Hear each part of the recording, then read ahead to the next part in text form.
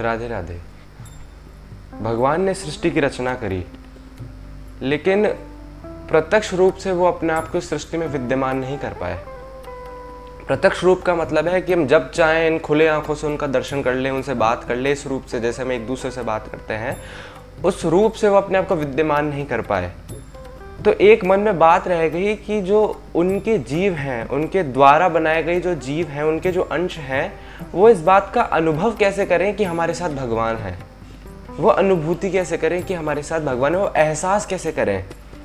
तब प्रागट्य होता है श्री नाम भगवान का।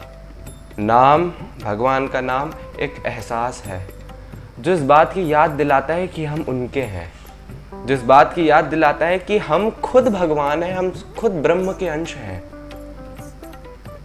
नाम, भगवान, इनके बारे में क्या कहा जाए। ऐसे तो भगवान से बड़ा कोई नहीं है, लेकिन भगवान को भी टक्कर देने वाली अगर कोई चीज है ना, तो नाम भगवान। अगर नाम का कंपैरिजन भगवान से किया जाता है ना, तो संत जन तो ये कहते हैं कि नाम के लिए अपराध है कि आप भगवान से कंपैरिजन कर रहे हो। भगवान से भी ऊंचा अगर कुछ है ना, तो भगवान का नाम है। इतनी शक्ति नाम में कि उल्टा नाम जपत जग जाना, वाल्मीकि भय ब्रह्म समाना। कौन वाल्मीकि? एक पहले की बात है, एक ऐसा जीव जिसने ना जाने कितने गलत काम किए हो, ऐसा कोई काम ना हो गलत जो छोड़ा ना हो। डाकू, अधम से अधम जीव। अरे अच्छा व्यक्ति भजन में लगे और वो कुछ अच्छी गति पाए तो समझ में आता है। अधम, एकदम निकृष्ट जीव, और क्या, बस एक नाम का आश्रय। संत की कृपा हुई, डाका डालते थे वाल्मीकि जी पहले, और अपने परिवार का पालन पोषण करते थे। एक दिन अचानक संयोग से कोई पूर्व जन्म के पुण्य जागृत हो गए और नारद जी सामने से गुजरे। नारद जी के ऊपर भी डाका डालने का सोचा, बांध दिया नारद जी को।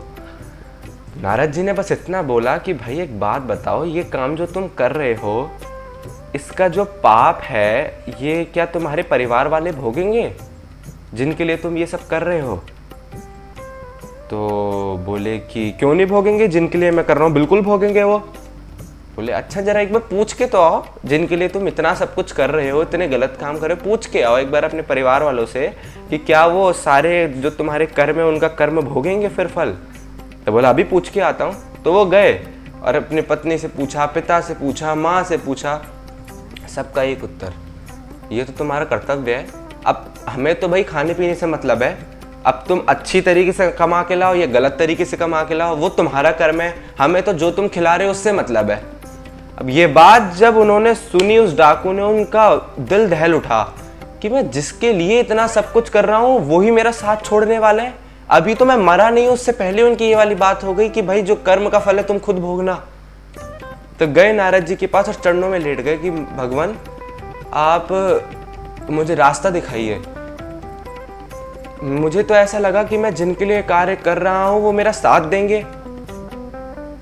तब नारद जी ने बोला कि भाई ऊपर देखो आकाश में। तो जैसे ऊपर देखा तो वो जितने पाप थे और उनके कर्म सारे सामने आ गए उनके, कि क्या क्या उन्हें भोगना पड़ेगा। सारे पाप एक साथ सामने उनके आ गए। तो उस डाकू ने बोला कि आप बताइए मैं क्या करूं, मैं क्या करूं, आप जैसा बोलोगे, मैंने आपको गुरु मान लिया, आप बताइए आप जैसा बोलोगे मैं वैसा करूंगा। नारद जी ने बोला कि देखिए ऐसे कोई साधन नहीं है जो इतने बड़े अपराधों को क्षमा कर सके। सिर्फ एक साधन है, वो है नाम, सिर्फ नाम। क्योंकि ये साधन नहीं है, ये खुद साध्य है। नाम का परिणाम खुद नाम है। नाम भगवान से मिलाता है। ये तो नाम का वो जो बाय डिफॉल्ट नेचर है ना, कि ये मिलना ही मिलना है, वो है नाम का स्वभाव, कि भगवान तो मिलने ही मिलने हैं। लेकिन नाम से क्या मिलेगा, ये कभी नाम जापक इस बात की इच्छा नहीं करता, क्योंकि नाम से बढ़ के कुछ है ही नहीं। तो नारद जी ने बोला कि भाई नाम जप, राम नाम जप। वाल्मीकि जी ने बोला क्या मजाक कर रहे हो आप, जिसने पूरी जिंदगी मारा है दूसरों को, आप उसको बोल रहे हो कि राम नाम जप। जिंदगी में कभी मैंने राम अपने मुंह से नहीं बोला। जो आप ये नाम बोल रहे हो, आप कह रहे हो ये जप, कैसे जपू, मेरे मुंह से ही नहीं निकल रहा है नाम। तो नारद जी ने बोला अच्छा मरा मरा जप सकता है? बोले हाँ ये काम तो मैंने पूरी जीवन किया, मारना मरना मारना मरना, ये मैं जप सकता हूँ, मरा मरा मरा मरा।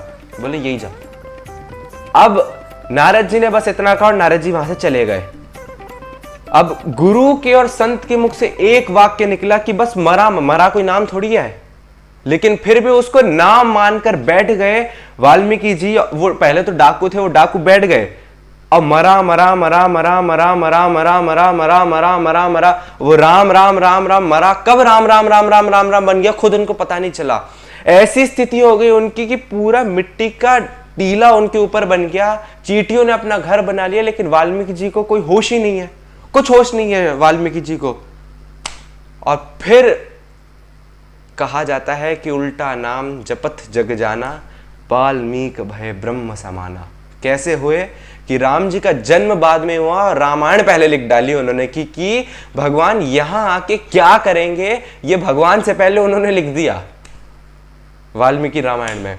यह है नाम का प्रभाव। कबीरदास जी को देखिए आप, क्या सिर्फ एक नाम के अलावा और कोई आश्रय नहीं।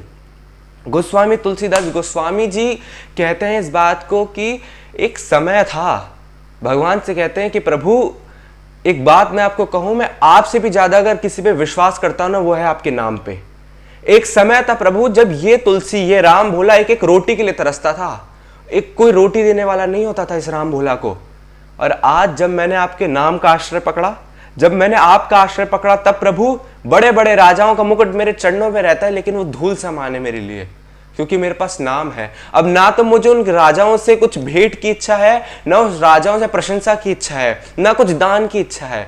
अगर मुझे कुछ इच्छा है तो बस नाम की इच्छा है कि मेरा बस नाम चलता रहे। इसलिए तुलसीदास जी कहते हैं कि लाखन की एक बात तुलसी बताए जात, जीवन जो सुधारो चाहो राम नाम लीजिए। राधे राधे।